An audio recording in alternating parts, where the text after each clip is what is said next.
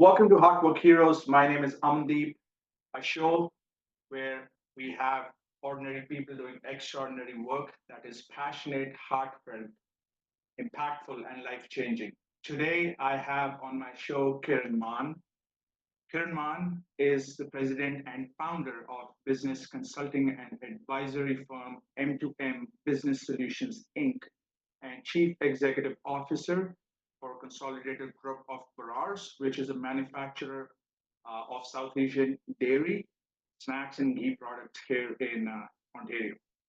Voted as top 10 most inspiring CEO to watch out for in 2021 by Beyond Exclamation Magazine and Women of Influence 2023 by Marquee Who's Who. Kiran Mann is a visionary keynote speaker, business strategist, and executive coach who ignites transformation in people and organizations. With an unwavering commitment to growth, strategy, people development, and organizational excellence, Kiran is the catalyst for revamping businesses, customer experiences, leadership approaches, and fostering resilience and well being. Kiran has been invited to speak to prominent organizations, including the Supply Chain Management Association Ontario and the American Society of Quality, where she unleashes the power within individuals to redefine success and inspire greatness. As a Forbes influencer and esteemed member of the Forbes Coaches Council, she shares her thought provoking insights through impactful articles. Encouraging leaders to develop the happy organization THO culture within their business. Kiran promotes the just overcome yourself joy movement, aiming to bring clarity and joy to individuals and limitless leaders with wisdom. The THO framework focuses on empowering employees, creating innovative workplaces, and enhancing customer experiences. Her proven THO model has transformed her clients' culture from merely surviving change to thriving through it. The Joy Movement, a life purpose project of Kiran's, has been extensively studied and tried over the years. It emphasizes developing inner intelligence, living in the present, and enjoying every experience. In the business world, Kiran calls on leaders to adopt the joy approach of limitless leaders, nurturing and developing wisdom as a key trait. The joy movement helps individuals and leaders develop inner clarity, experience, and the ability to make the right decisions to propel forward, giving them confidence to make the right choices for themselves and their organizations. Currently, Kiran leads the consolidated group of Barars, a manufacturer of South Asian dairy, snacks, and ghee products, and a leading supplier to major retailers across Canada, including Walmart, Costco, Sobeys, and Loblaws. She's also focused on expanding the company's restaurant line into a franchise chain. Kiran, welcome to the show. It's a pleasure to have you today. Thank you. Thank you. That was too kind of you. I just felt my whole life flashed in front of me. Pleasure, You. pleasure. It's A such a pleasure, honor. and I'm honored to be here. Likewise, I feel the same.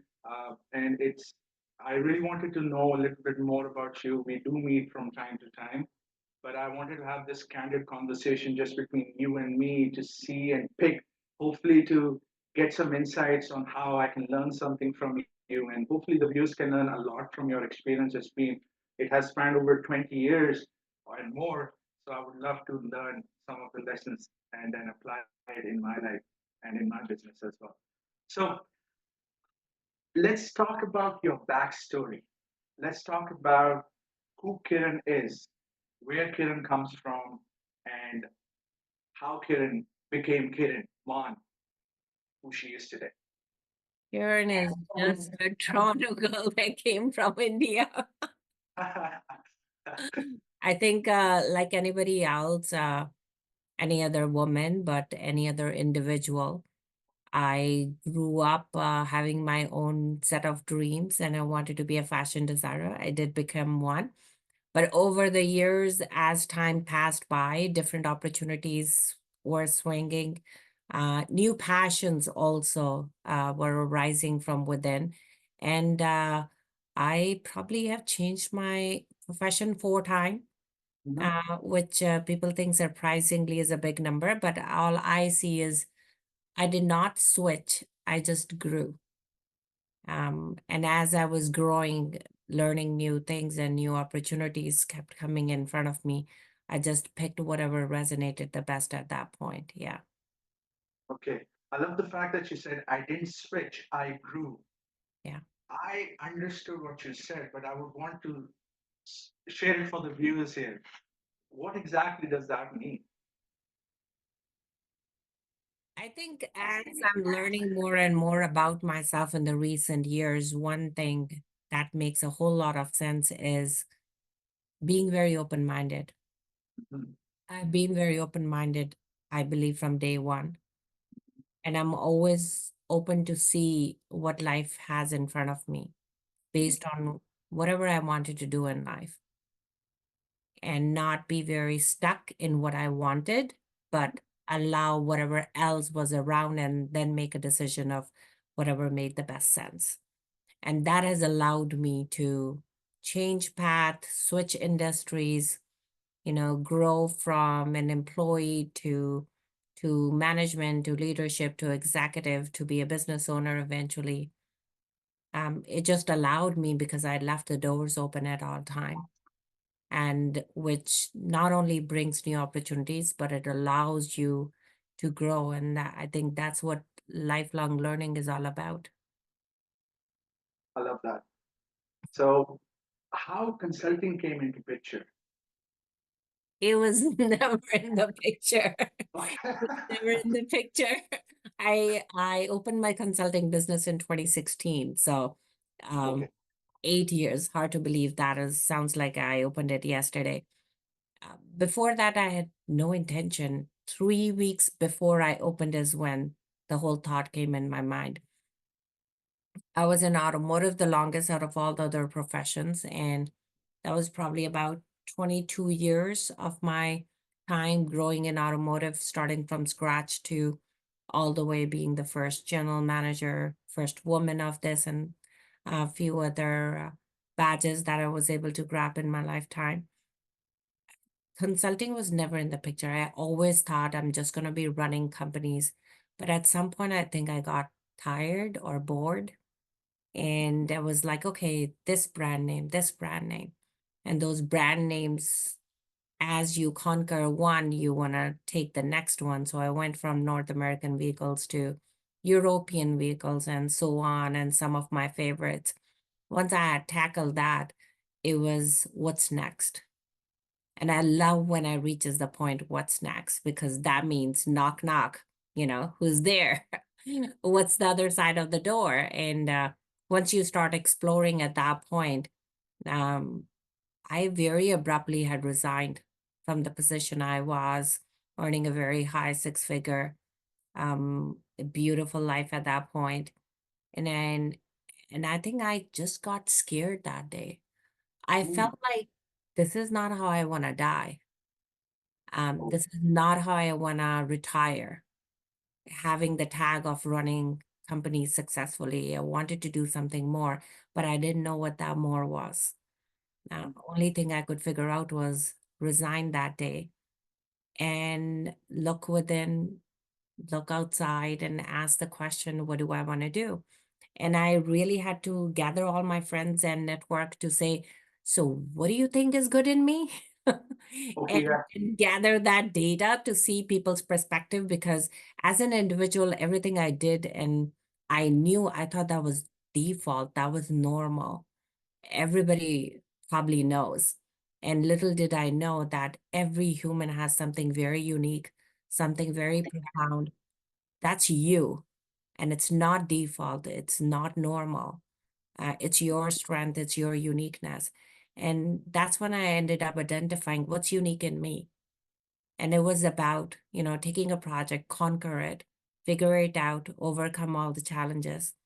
My trait of being very positive at all time allowed me to see problem as not problems, but as challenges that I can overcome, the possibilities that I can open up, the opportunities that I can bring on.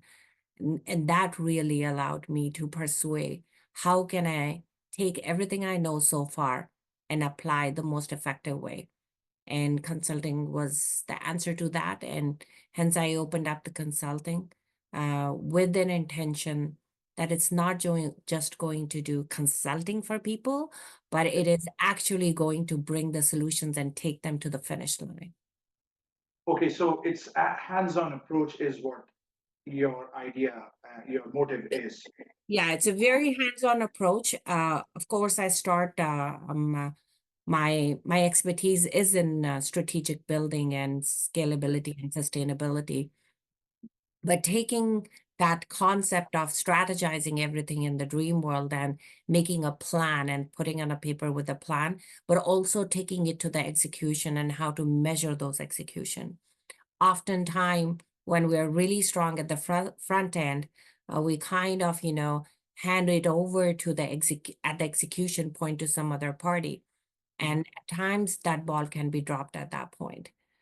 So I just felt that from the starting to till all the way to the end, if there is a unique strength and a continuity between each of those steps and milestones, it really allows businesses and individuals to take a strategy, take a concept and execute it, but also measure the effectiveness and bring efficiency to it, and then have a repeatability out of that. Okay, okay, that's my understanding and my experience has been that consulting is that you tell from the outside and then you give them certain parameters that they are expected to work on or work towards, and then not. I've never seen consulting where it is from the start to the end. And now that I'm thinking, it made me realize it makes more sense to do it that way because first, my name is on the line. You've hired me for a reason. My name is on the line.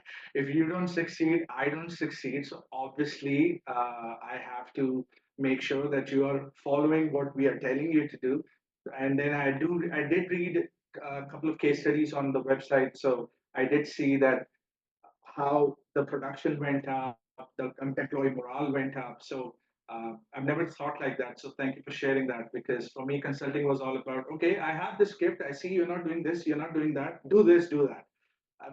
And I love it how you put it in the words like that.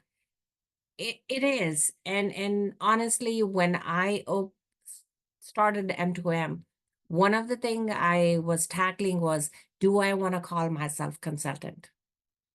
oh Because yes, being on the other side of the yeah, fence, I was part of management and executives and bringing on consultant and, have experiences that are great, but sometimes have experiences that didn't go so well or did not result in the outcome I was looking for. There's always a baggage attached to with that with that name, oh consultant, yeah, you know. And they're boxed and scoped in a very different, unique way that, they come and go and they have hefty fees and they do this work, and sometimes they get along with the team a lot and sometimes they don't, and they struggle to break that barrier between themselves and the internal team, because internal team looks at them as outsiders, right? So oh, that barrier is always there. It's upon us as consultants and outside firm to crack that down and build that connection. And I think that was one of the things I was hesitant till Google told me that is the only word that will make you come in the search engine unless you don't care for that. okay, Fine, I will take that. But I think from that, it further allowed me to know how deep I wanted to go, how wide I wanted to go, how forward I wanted to go, and allow myself that I will crack down those barriers. My intention was always to build relationship with people first, and understand what they were looking for, understand what their issues were, what they were trying to overcome, what they were trying to achieve, and then say that, you're amazing in what you do. I can be just your extension and a third, hand in allowing you to move where you want to go. That really allows you to build relationships with people and say that you're here to help. You're oh only yes, here to help. You're not here to replace, you're not here to take away anything. You're only here to support and add to what amazing stuff they already have, right? It's very important for people to feel that its consultant did not come to your building because you're not doing something good. They're here Mhm. only to add further value to the amazing value you already have been adding. And that is very important for people to know. And I feel as consultant, it's our job to do so, for allowing people that. Building those relationship obviously becomes the foundation, but then also having a clarity of what are you going to do and what is going to be in the end of the tunnel. And, where do they play the role, where you play the role. And that clarity, I would say, further um, allows people to work together, that this is where you're going to walk, this is where I can walk, but we're walking together hand in hand and allowing each other that space. That's very critical. So I would say there should be, and I do follow certain set of rules and guidelines to ensure people feel comfortable working with you, but you also make clear of your work style, what are your expectations as well, understanding their expectations, and many time their time availability. But it's also important for them to know what your expectations are, why you're here, when you will be here, and what do you plan to deliver, so that they can see that you did deliver that. That allows you to build that relationship with them and trust for future. And I can proudly say that every client that I started working from 2016 still is working with me. Wow, Whether they that's amazing. whether they came for a 3-month project, whether they came for a transactional work, or whether they came for a 6-month project, every single client of mine turned into a retained client moving forward. One led to another work that I could do with them. Yeah. That is commendable because attrition somehow is Yeah. it's part of the business, and it just goes to show you that what you're saying, relationship is first, and then everything else. It just shows. Yeah, and Because I really commend my team for that. We have been growing our team. We are a great example of how to work remotely. My team is in 4 different countries, and yet our communication is super amazing. I have not changed anybody other than the first 2 months when I was just trying out somebody. And every employee has been working from us from day one. We all are part of the history that we have built together. And key success when I look at my team is communication to be able to work remote, clarity of roles, responsibility, and accountability. oh You know, yes. this is what you are accountable. And I always say, if this goes wrong, where does the finger get pointed? And sometimes if it was my role, then the finger gets pointed at me, or whoever other employee was. So it allows us to know that ABC, this is me, right? It's only my accountability. That has been, clarity has been very important. And the third thing is allowing people to work in the right places. I'm very, very, very passionate and feel from my heart that we need to allow people to know what they're good at. We need to Mhm. support them, help them, question them till they know what are their best unique features and capabilities and skill set. Once they know it, then they know, okay, in the big scheme of this puzzle, this is where I fit. And if I fit there, I will do damn good day and night, no question asked. And that has allowed us to excel better. We have people that have amazing passion for what they do because it come naturally to them. They're good at that. They are more eager to grow and learn more, and they're also very proud to conquer the spaces that they're working within. And Yeah. that has then allowed us, every time to see, okay, we have this piece fit in, this fit in, this fit in. Okay, I do have a one gap as I'm growing, and then I keep filling those gaps as we're growing and we need more resources. And that is something we always, I think M2M has become a default testing platform for me, where we Okay. test all these things. within our facility, within our team, within our business model, and see how they work before we ever have presented that to our team. Even anything that I learned in my past life and past professional life, I would plug it in into M2M and see how does it fit in today's time, because today's variables are different. So how will it perform in today's variables and the mix that we have as external trend lines? And then will it work or not? And then we offer it to our clients. Perfect. That sounds really good. Uh, I want to digress a bit, and I want to talk about M2M. How did you come up with the acronym, and why exactly M2M? Every time I'm asked that question, my answer always is, it is not my oldest daughter's initial. Her name is Mahima Man, and she always says, Okay. "Come on, mom, which year you're gonna say you name it after me because you love me more than the other two?" It it it uh it is very much connected to the model that how we have put together the firm. M2M stands for made to measure, and we believe do not change anything, do not collect data, do not waste your time on anything if it is not to be measured. Because if you cannot measure, you don't know which path you're going and you don't know your driving force. So it's important to measure everything to know where you stand. Are you progressing to the path you want to? Hence, measuring is important. And once you know what you have to measure, you know what data to collect. One of the thing painful thing that I've experienced in my working life before, as an employee and part of being management and probably also responsible for not having it correctly installed, is we just love collecting data. Every Hmm. organization, I'm guilty of that as well.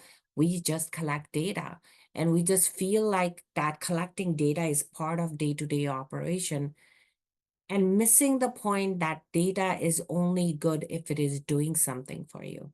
Is it helping you make the right decision? It Hmm. is helping you get to the right decision. Otherwise, that data is just mere numbers, and we ended up spending a lot of money to collect that number. And hence it's important.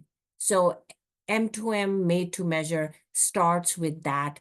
I would say raising the bar when we start with a new client, that we will be doing everything possible, but it will be measured. You know, Hmm. thing will be measured and presented to you. Okay. Have you had those variables, or I would say some parameters which are not measurable? However, you do find that these are important themselves, or they have to be incorporated, they have to be looked on so as to move from where we are. And that's our next logical step, let's say. So that's a great question. One of the thing that often comes in conversation is, there's many to answer your question, but I'll just pick on one example, and that would be people. We always think training people, developing people is very qualitative and not quantitative. You cannot measure people learned, Mhm. right?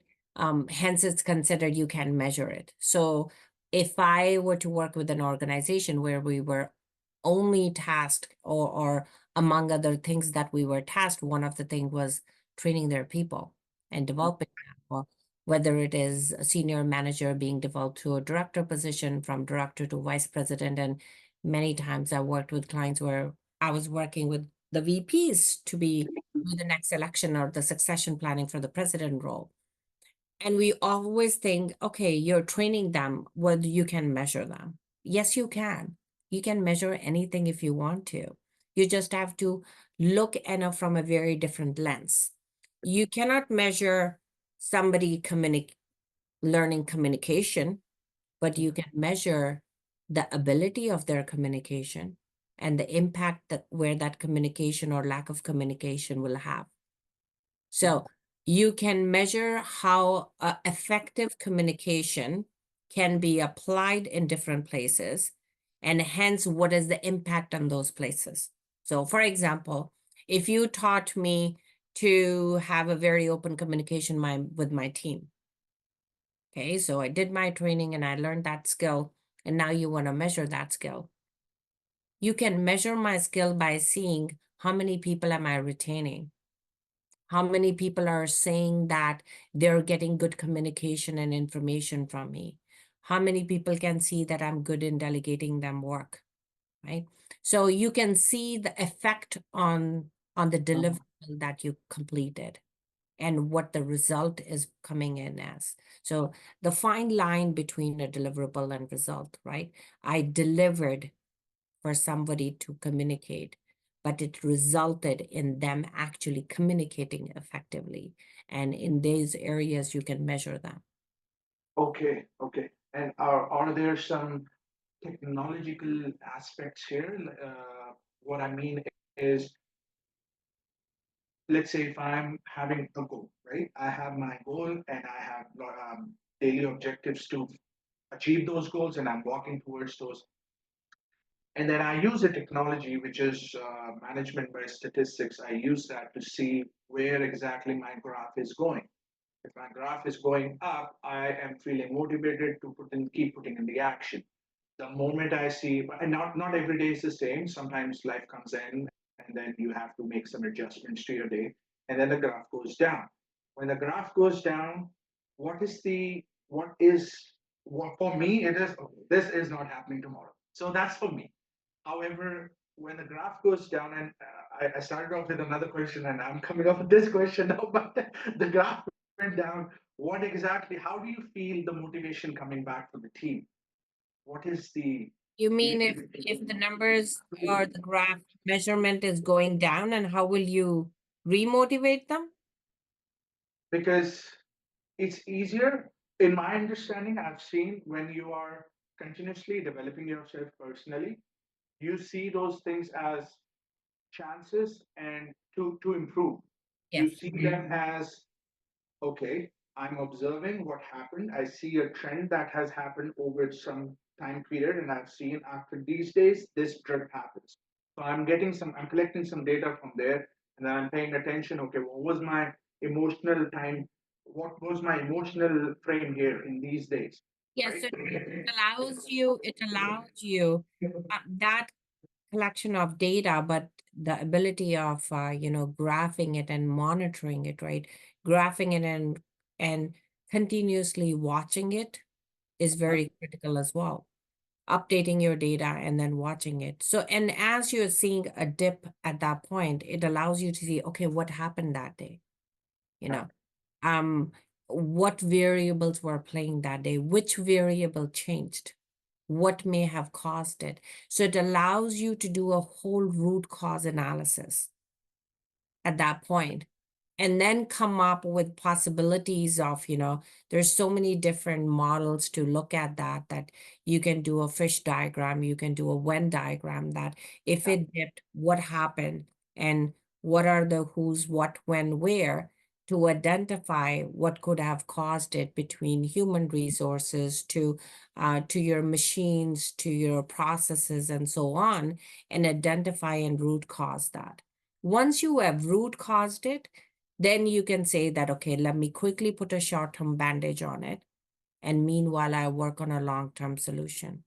It's important that the data is updated so that when there is a dip or there is a fluctuation or up and down, and you can monitor what happened in that time frame. Sometime it could be that there was a spike, and you want to know why that spike was, what caused it, because you want to have that spike every single day and Yes. become that as a norm.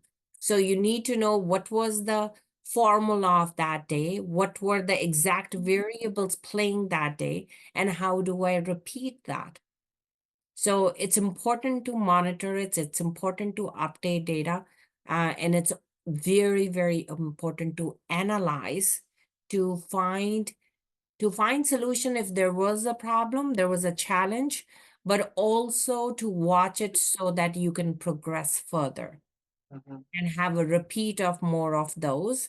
And then you know that, okay, I could repeat and I can see the repeat of spike, and then I'm at a higher platform and then move on further, right? So collect data, watch it, analyze it, take action, and then repeat. Mm-hmm. Okay. Okay. Okay. I have this interesting question that I think is interesting. Let me ask you. In your experience, have you had clients who don't believe in measuring? Oh, absolutely. Absolutely. Many, many. I sometimes feel so proud of my colors and graphs and the look of it. And I'm excited to walk into a meeting and I'm like, I love my pink color and my red and my blue. And they're like, okay, let's move on. And I was like, huh? We're looking at the data first. Um, but I have also learned over the time, everybody has their own perspective. Mm-hmm. When I'm sharing data, it's my baby. I worked on it. I spent time on it. I analyzed it. I looked at it from so many different perspectives. I have so many viewpoints on it. So I'm excited to talk about it. Yeah. For another person, there's possibly could be that somebody didn't even understand what those colors. It was overwhelming for them. Okay. So me showing those is like, okay, what is this? And there could be another person, it doesn't mean anything to them. It's not related to what they do, so they don't care to know it, right? And then there could be senior executives, they're like, okay, this is too much information. Can you just skim it so that I know what I need to know to make a call? So over the time, I've learned that there's only few people in an Uh-huh. organization that are looking at the data the way you are looking at. Rest of them are sitting in different seats and looking at the data in a different way. And some don't even want to look at it. They just want the information they want from it. So it is important for us not to personalize it and take it to the heart. Nobody's caring for my data or my fancy graph, I know. but to shrink the information to bits and pieces to communicate to them the way they wanted it to be communicated to them. Right. So Okay. now when I do it, I ask every single person, what do you want from this? Okay. And do you also find when you do this, when you've explained some of the people are on the same bandwidth, some say, tell me what to do. So what I picked up is I see a set of people who took initiative to get on the same page because they understand the bandwidth. And the others are, tell me what to do. So in my understanding, just I see the separation. I see who I can promote, and I can see okay, there's some work required here, and I'll see if I can bring them here. So that shift is always working. Something that Yeah. you I think, but you see Yeah. some leaders coming in the picture. So again, being very open-minded, right? To look at everything with a very open mind and see who is the audience in front of you, what Yeah. type of roles they're playing, what can they use out of the data you're collecting and measuring, that one that can help them. And sometimes they may not know that. So it's my job or my team's job to really identify that this individual is in this department playing this role. And out of the data I have, this is what can be beneficial for them. And then give them that information. And then they're like, oh my God, oh, you just simplified it for me, Mhm. right? And then Yes. at time I take the same graph and split it into multiple different emails and then just give the information that one particular department or an individual needed instead of copying them in one mass email with tons of numbers and making somebody feel overwhelmed, right? Oh yes. That is Defeats the purpose in that case. exactly. So now I understand when you said that we work on people's strengths and we see what their strengths are, and then that's your gift.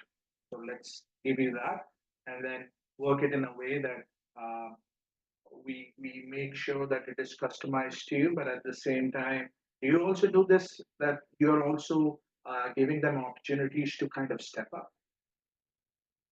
Yes, yes, Okay. because all you're doing is opening their creative pores, right?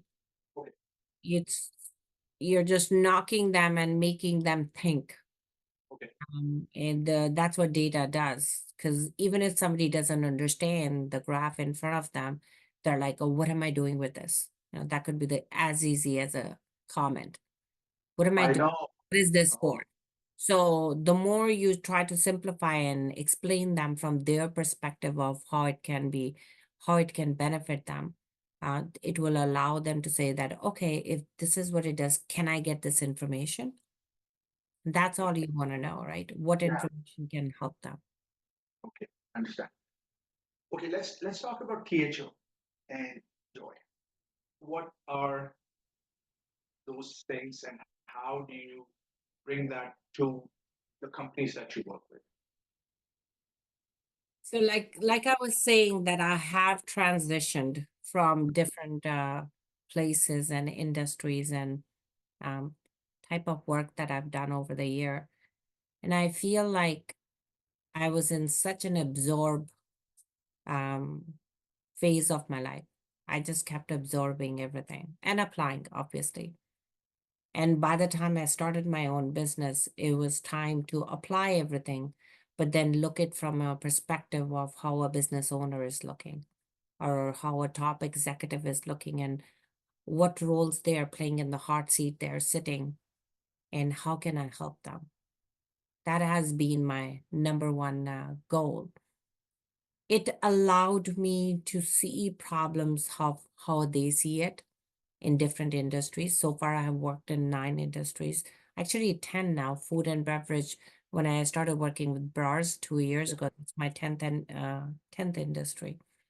And every industry have their unique, other than, business fundamentals are very same in every industry, but they have their own sets of trends, the challenges that are very, very unique to their sectors and their industries. And it allows you to know what they're dealing with, which then allows me to say, so what solution can I bring to help them? Because remember, my job is to measure, but also to bring solutions. So I'm always looking for what solution can I bring. And culture has been a big thing. So many times over the years, I always got asked by the CEOs and business owners, Karen, everybody says you should have a great culture in your organization. Where do you start from? Like, is there a proper formula to really create culture, good culture? And my honest answer was, I am not sure. I don't know, you Okay. know. But it did make me think for the longest time, for a year or two, to really come up that can I build up a model where I can say that this is going to not only help you in laying a strong foundation. So my aim was three. I wanted a formula that can allow me to have a strong foundation in a business. Because I feel if you don't have strong foundation, you cannot build pillars on it, the pillars of growth. And the second thing was, how can the business grow? Very natural. And then the third thing was, how can, as we're working from foundation to growth, how can we just enjoy every single day of doing so? And that is what the type of culture that I wanted to build in an organization where it, it's I call it like a la la land, Your work is your la la land where you love coming every morning and you actually love Mondays. Okay. When somebody says I love Monday, then I know they just love what they're doing. And how can you create such an environment? And that's what THO came as an answer. So THO model really goes deep into looking at strategies, at processes with an angle of laying the proper foundation. It allows us to look at, once those foundations are completed, of how to scale that business to the Mhm. horizon that team can think for, or even further. My aim is always to push them further than what they can think. And then the third thing is to make sure employees, stakeholders, customers, suppliers, they all are treated with one eye, same eye. They all are looked equally. They all are treated equally. And they all are given same opportunities to get the best and deliver the best they can in their role. And that's how everybody loves doing the work they do, and it allows us to build the la la lands in every single business of happiness and growth. And that obviously leads to rise in production, and the company does overall very good. Retention is there, morale is obviously boosted. So, okay, I see why THO helps there. Okay, but I've been in a direct sales working environment myself. So, building a team, so we had sales teams. So I understand how exactly culture plays in, and I think it's overall because when you're with people, it's a team culture is required for them to work together and feel coming in. I want to be here. So one of the things that we did, and I learned this from a very successful network marketing leader, and what he said was culture is something where you understand that there are three sets of people. I'm just sharing what I learned. He said there are the 80 percenters, there are the 15 percenters, and then there are the 5 percenters. I said, okay, tell me more. I said the 80 percenters are the people who are happy bringing, let's say, one customer a month, one, or maybe one a week, let's say, right? The 15 percenters are their desire is to do a little more. So they are bringing in, let's say, 5 or 10 a month, let's say. Then there are the 5 percenters, 25 a month, 30 a month. They are just killers. So I said, okay, point being, he said, pay attention to this. If 80 percenters are getting one a day, that should be a focus, one a day out of 100, how many sales are you getting? I said 80. He said, okay, cool. Now pay attention to this. If 15 percenters are bringing three, let's say, multiply that. So 45. Okay. And then 5 percenters are bringing, let's say, 5 or 10. How much is it? Okay. Anywhere between 25 to 50. Okay. Where is your major number coming from? I said 80 percenters, right? That's your focus. 5 percenters don't need motivation. 15 percenters are going to become 5 percenters eventually. Focus on 80. So Yeah. that's when I changed. Winnie and I, my wife and I, we both made that change. And earlier it was all about focusing on the 5 percenters, but we made that change. And I'm like, okay, you're welcome here. Whatever is your desire, you're happy to be here. Anyway, you're on commission, so that works out.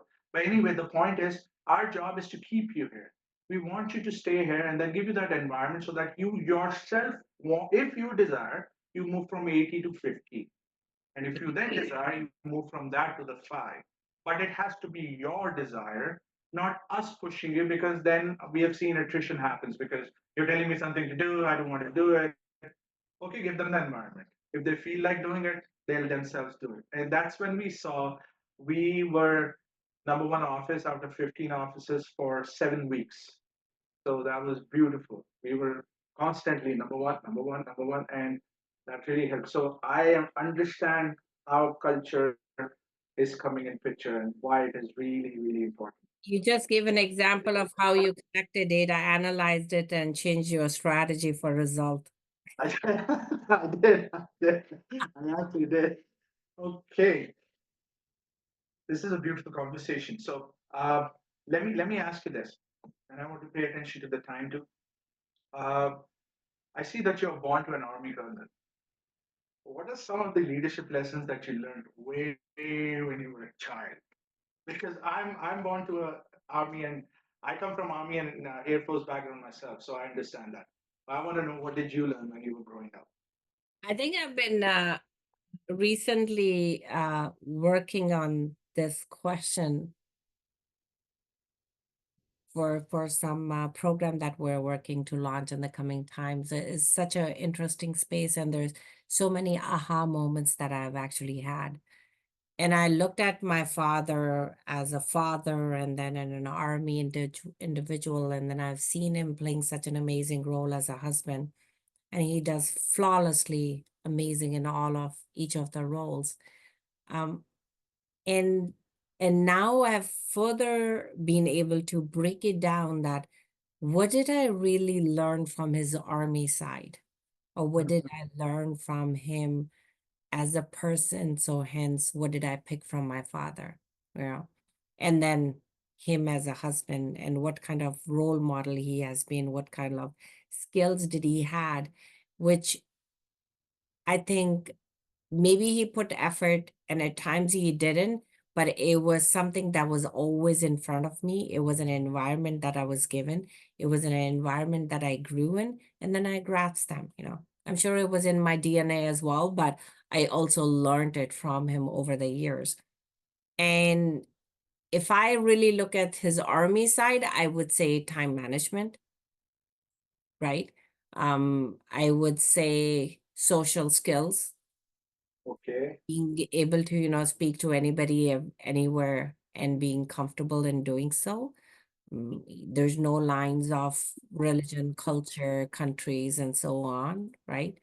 It's you can just blend in with anybody and everybody, and I feel like that's an amazing trait to have, having the ability to speak to somebody that isn't in their 80s, and then having an ability to speak to teenagers and still being called cool. I just love that fact. Um, I think that that comes very naturally from that environment. The third thing is loyalty. Ah, Loyalty. I think that's my favorite one that I've seen in my father.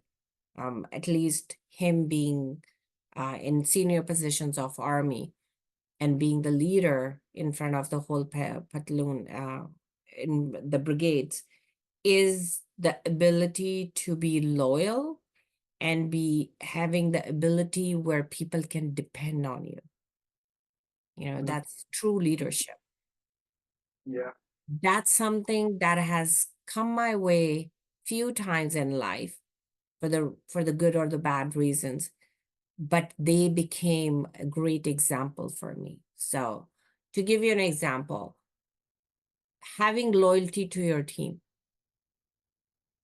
You know, we always think, okay, this is what team is supposed to do for me. How about Okay. what am I supposed to do for my team? This is what Exactly. they give me. How about what can I give to my team?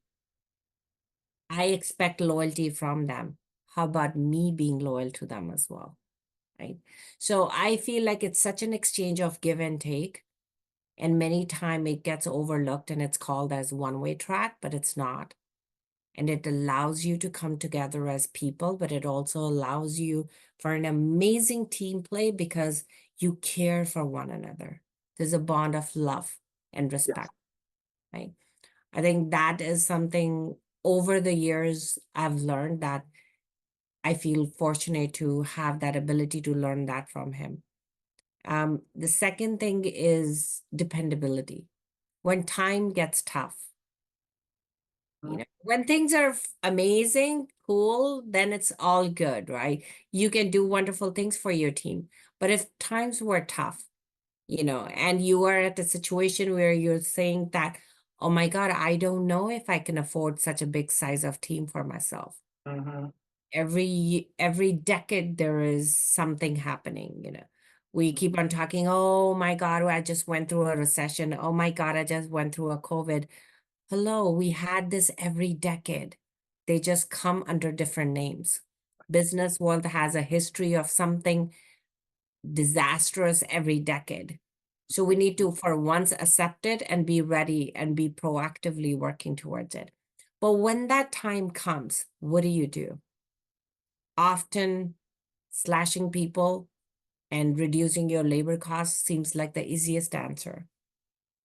But what happens to our loyalty and dependability of that and the relationship for the people that help you, you know, reach where you have reached to be able to walk out on them? So that has really allowed me when time is tough, don't look for an easy route. Go on the hard path because the hard path takes you way further ahead later than where you are. So instead of being stagnant or going backward because time was tough and you couldn't grow, you actually end up growing because you were loyal and you allowed your team to depend on you and you protected and provided for them. That means look for the hard things. Can you improve your productivity? Can you remove waste? Can you work on your efficiencies? Can you negotiate with your suppliers to get support system from them? Can you talk to your banks and see if you can take help? You know, can you talk to other people and other departments and allow them to collaborate? There is so much you can do internally in an organization to help and support before we react very quickly to an external trend that just knocked on our door. And I feel like me having that ability to do that probably came from him for that reason. That I've never looked at getting rid of that dependability that we had established between both parties. That is, I could relate to some of the experiences myself, being in armed forces, and the word camaraderie comes in all the time, Yeah, because that's what we were. I use the word drill for a reason. We were drilled with it. Um, our exercise was not exercise. We used to call it ragda. It's yeah, basically a bond. yeah, You go through all of that together, and you basically, it's unspoken though, but my experience has been you basically are saying that I can take a bullet for you when it comes down to that. yes.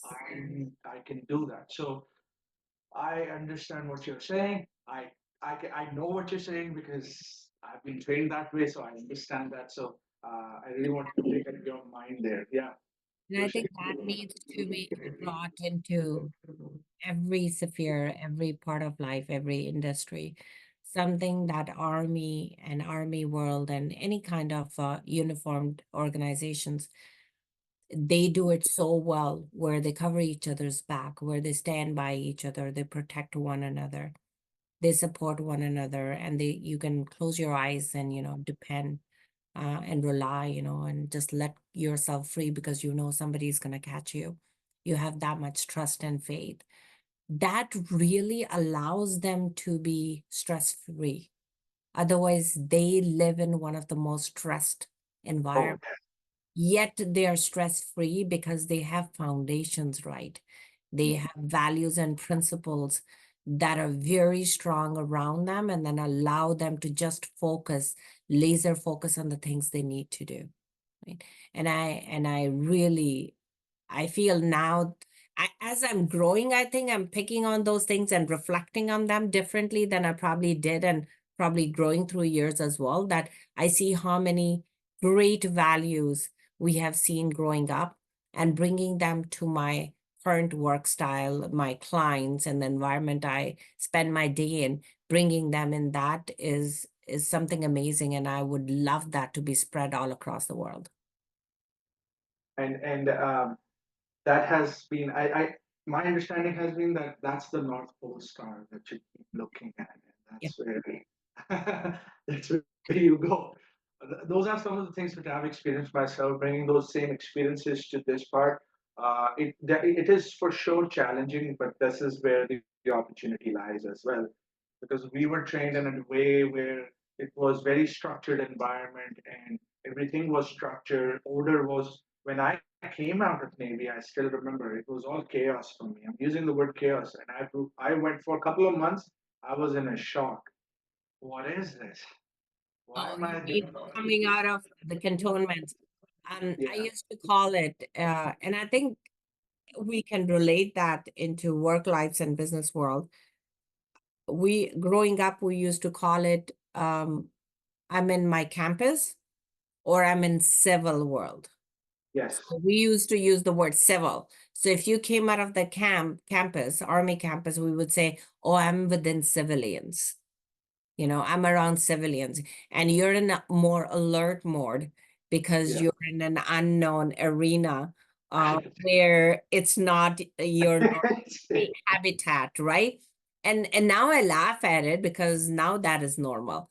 But that's how the environment was, and that environment really brought a different mindset of working together, being free, talk whatever you want to talk, dress whatever you want to dress, eat so many multiple different type of food, pray in so many different ways because you had so many cultures all around you, and we would respect and celebrate every single thing that was around us.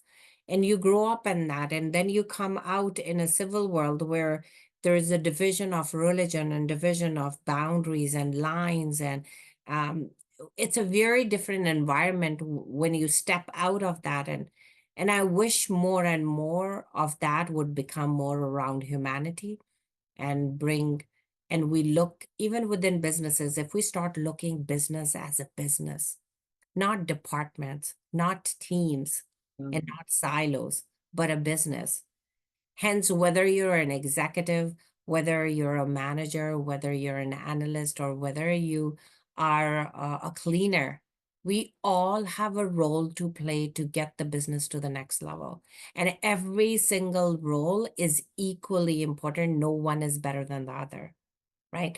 The moment you understand that you are pieces of a chain, and if one link was removed, it's not called a chain anymore. Mhm. That is how the business world is run. Every single role in a company is a link, and you cannot remove a link and still call it a chain. And that is the importance and the strength of the team play and the work that is done within the business. I think that kind of a philosophy is something, it's part of my THO model as well, of bringing people that together, but also the processes and systems are created as such that it allows them to work in a very unified manner. And it's so amazingly done in the uniform world. Yes. Over there, we used to we continuously heard this one thing when we were under training: don't be the weakest link. That was always, anytime you showed weakness, don't be the weakest link here.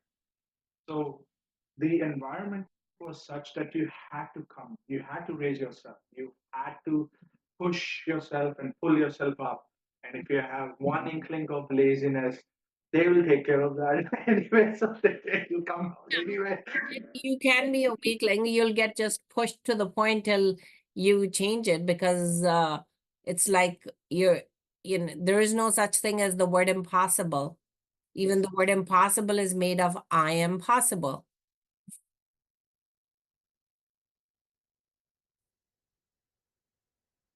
right? So Yes. there's always a solution for everything. True. True. Well, I'm seeing the time. I want to be respectful of that. It was a lovely conversation. I do have so many other things that we can go on a tangent with. However, I want to be respectful of the time. I would love to have you again and then continue the conversation sometime whenever you're free. I understand that it's busy for you, but whenever you feel like, I would love to know a little bit more about your personal life in terms of what changes you have made in you yourself, and that has changed things outside, and how certain things are your factors of motivation, and what are some of the proudest achievements that you've had. I wanted to touch base on all of those today. However, I'm respectful of time.